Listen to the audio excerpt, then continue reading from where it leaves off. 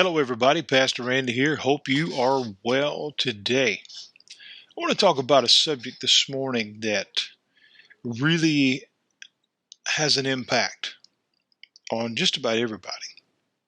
Darkness, the absence of light. In the dark, many people react different ways. Some are fearful.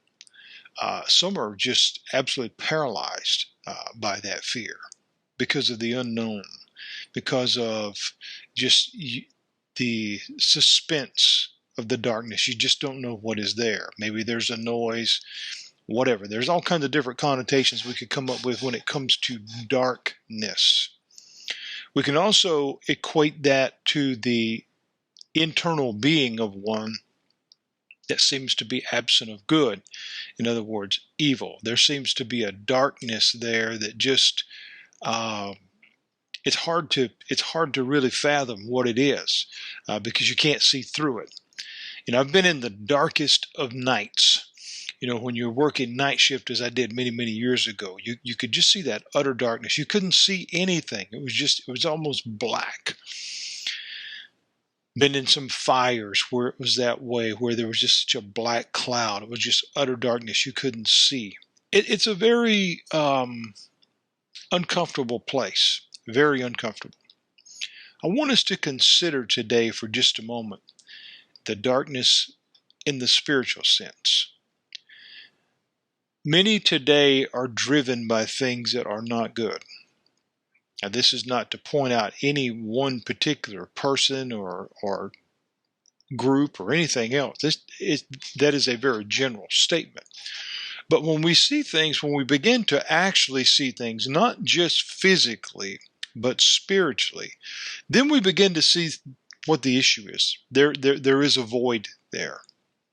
There's an issue there that cannot be overcome but by one way, and that is the entry, if you will, of light. In the message today, we see Jesus coming out of the teaching, the lesson that we had yesterday, which I thought was just overwhelming. For me personally, it really spoke to my heart, and I hope that it did to many of you as well. We see that he continues. So others were witnessing. There were around. Jesus did most everything in public. Everybody saw and heard because there were always teaching moments that were available in those incidents. So we're told here today in verse 12. We're still in chapter 8. For those of you following along in the verse-by-verse side of this. In chapter 8 and verse 12, it says, "Then Jesus spoke again unto them." So the witnesses that were there that had just been able to see what it was that had happened, not only with the life change that had taken place in this woman, but also how those that claimed this superiority in their spiritual stance walked away when they were challenged because of their judgmental hearts and their quick to point fingers. When the tables were turned, they walked away. It says from the oldest to the youngest, they had nothing to offer in rebuttal. So Jesus said, "I am the light of the world." Now that's a big statement. That's a big statement. What does that mean? Let's go further. "He who follows me shall not walk in darkness, but will have the light of life." Many today are just existing. They're not living. And there's a big difference. Indeed, one is taking in breath, oxygen, taking in nourishment, maybe eating a little bit, and they're alive, but they're not living. Because there's a darkness that has somewhat overwhelmed their existence. In other words, they can't see where they're going. It's bad enough to not know where they are, but they can't even see where they're going. They don't know where they're going. That's dark. That's very dark. Jesus here goes right back to teaching, which there's a lesson in that as well. He moves from scenario to scenario, situation to situation. What that tells us, it makes it abundantly clear, in fact, is that this was his priority. It was his priority, friends, of sharing this truth of a better life, of sharing this truth with all who will hear. That is exactly why I do this every day, regardless. I mean, outside of an emergency or something that I just have to be away, it is my goal, at least 5 days a week, to do this. It is absolutely for no notoriety or any kind of feather in my hat. I believe in this message because I know that it'll change somebody's life somewhere along the way. Even if it's just one, it was worth it. Many today are just aimlessly stumbling along and trying to make it. They have no direction. They have really no vision about anything. It's just trying to make it to tomorrow. Trying to hang on. Is that really living? I say no. Jesus is saying here, I am the light of the world. And that one that follows me will no longer walk in darkness. Friends, there is nothing in the natural, in the supernatural, in any kind of way that penetrates darkness like light. If you went to bed last night and it was utterly dark outside, and it was, if you're anywhere in this world, this morning the sun penetrated that darkness and removed it. If you walk into a dark room and it's completely and utterly dark and you flip on the switch, the darkness is gone away. Nothing exposes darkness like light. Few things, though, are darker in the spiritual sense than our world right now. Really, we could probably even say it's always been that way, at least since the creation of man and the fall of man and the introduction of what we would call sin into this world. In other words, when evil and wickedness began to penetrate the human heart, and that seed began to grow, and greed and pride and ugliness and hatefulness and anger and all those different things were introduced into the realm of living, it's just continued to grow. We see things today and we hear things today that are unfathomable. The horrors and atrocities that take place around the world. The idea that people still sell other people for horrifying reasons. The idea that you have to, and I include myself in this category, watch your children like a hawk because someone is out there lurking around with the notion they could take them and sell them for money and have no care nor concern what's going to happen to them, and it's going to be horrifying. The one who perpetrates that act, the one who is the recipient of that, the one who goes forward in those, it's hard to process such a thing in our mind. This message today may be a little heavier, but I want us to understand as things are unfolding and things are happening before us, friends, they are governed and operated in darkness. As we will see, even as the process moves forward toward the cross, everything that wanted to be done that would not be done in the public or would not be done in the light of day, because there was going to be rebuttal for that or question about that, when did it happen?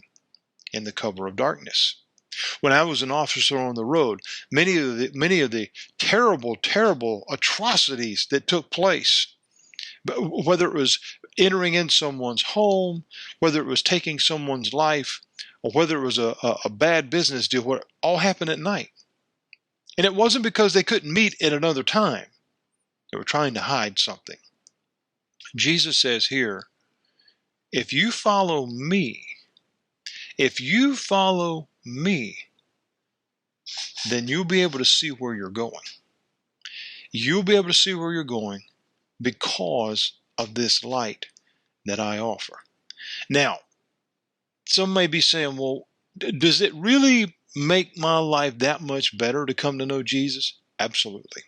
However, everything goes back to the level of relationship that you're willing to have with him.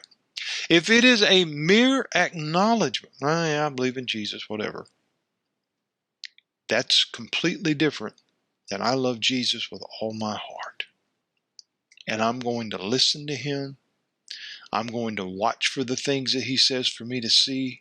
I'm going to hear him with my heart.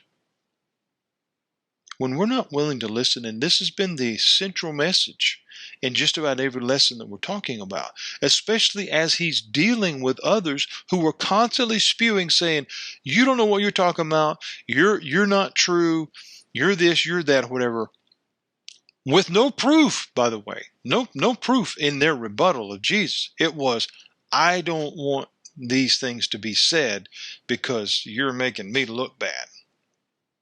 That's really what it comes down to. When he began to write on the ground in the presence of the woman that they had drug into his presence, they walked away because they didn't want to look in the mirror. They didn't want to hear the truth. And he's saying here, nothing can expose darkness like the light. Now, we know that from a natural standpoint. That's absolutely true. The stars penetrate the darkness at night. The sun removes the darkness in the morning. The light removes the darkness of a room. We can just go on and on and on. However, we can also see that in one, if we have known one, and I have several over the years, of someone who was in a very dark place that came to know Christ. And as Paul would later write in the rest of the Gospels, they became a new creation, a new creature, however you want to translate that.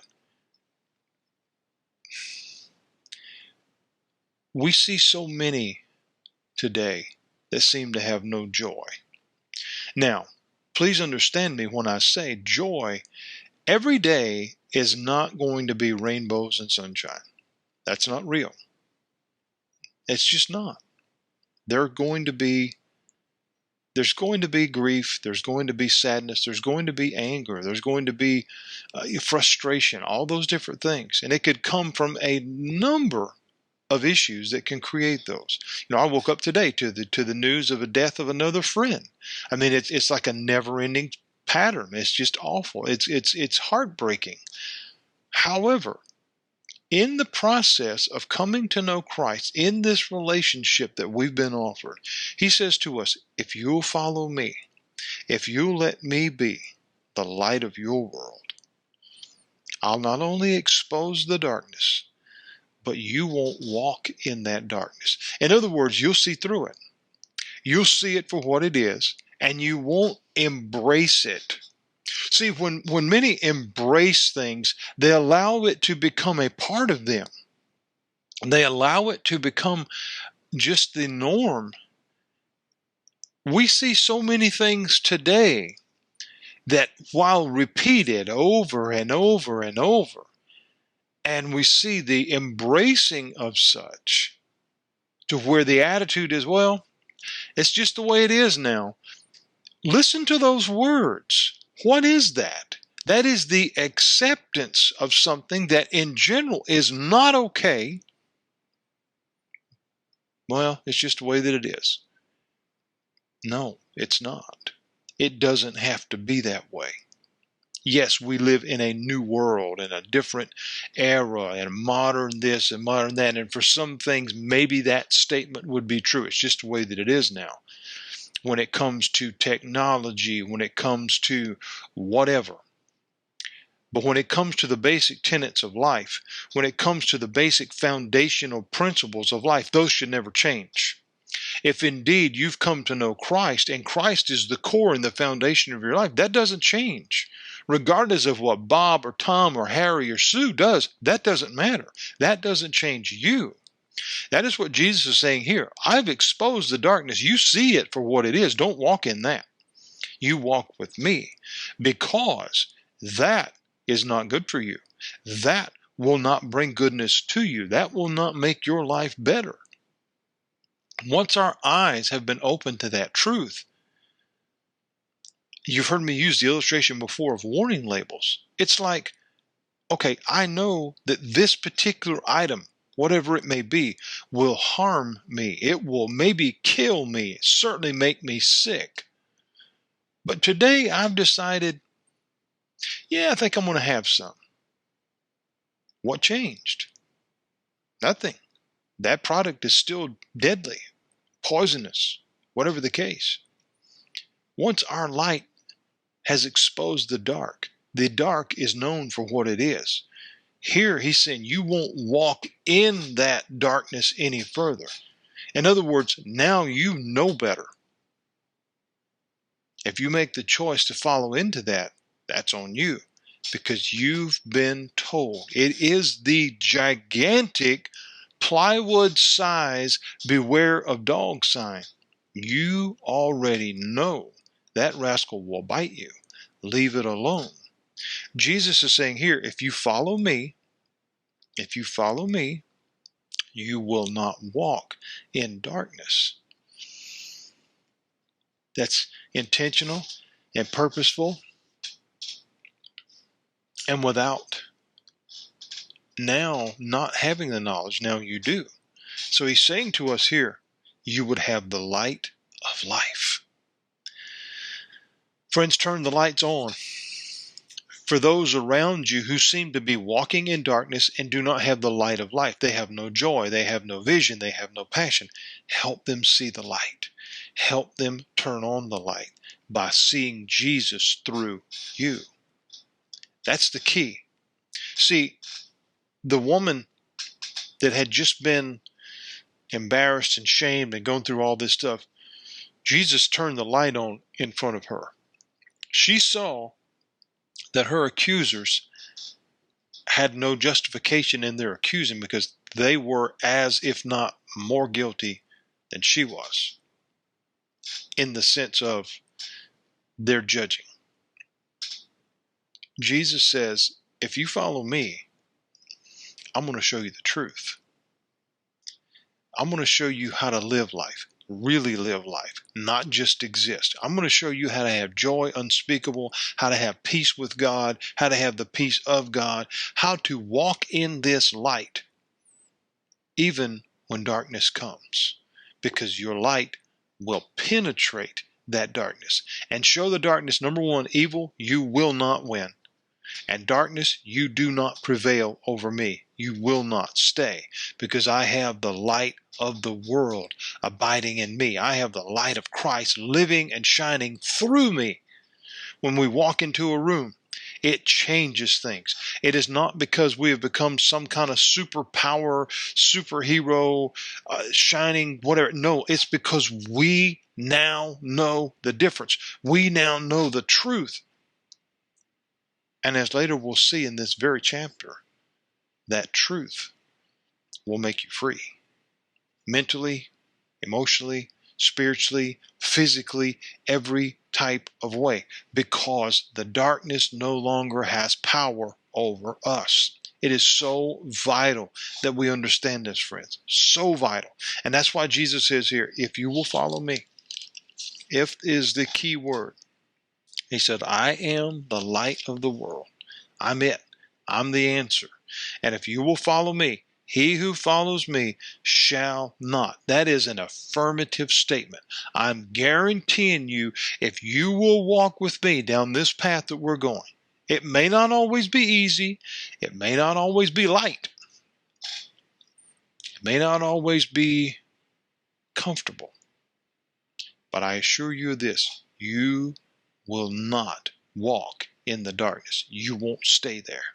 If you come to me and allow the light to be exposed onto that, the darkness, you will not stay in it. You will walk through it and come out on the other side and have the light of life. In other words, you will find your purpose. Many ask the question, why am I here?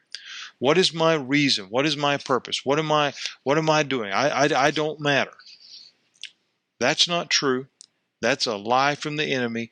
And if you will come to know Christ, you will see the light of life, and you will know exactly why you're here and what it is that God has called you to do. And I believe that with all my heart. I pray this little message here today out of this one verse will spark a thought. Am I walking in the darkness? I don't have to do that anymore. I can come to know the light of life. If you don't know how to do that, or you don't understand what that means, friends, just reach out to me. It's very simple. Jesus said, I am the bread of life. Take and eat of me. What did he mean by that? Take what I offer. I'm offering you the bread of life that you may never die. You will never hunger. You will never thirst. You will never walk in the darkness again. You will be in the light of life. It's very simple. Yes, Lord, I want that. I want that. And he'll show you exactly how to receive that just by saying yes. It's very, very simple. If you don't understand that, or some may think, well, that just sounds too easy, you get in touch with me and I'll show you exactly what it means and how to get there, because God will change your life forever. So I hope that you've had a great day, or going to have a great day. Maybe you've had a great day depending on what time you listen to this. But I hope that this message is beneficial to you as you understand what he says here. It's very important. If you'll follow me, you will not walk in darkness anymore. You won't stay there.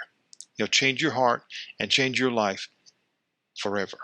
And I believe that with all my heart. God bless you. Hope you have a good rest of the day. And Lord willing, we'll be right back here tomorrow for another Making It Simple.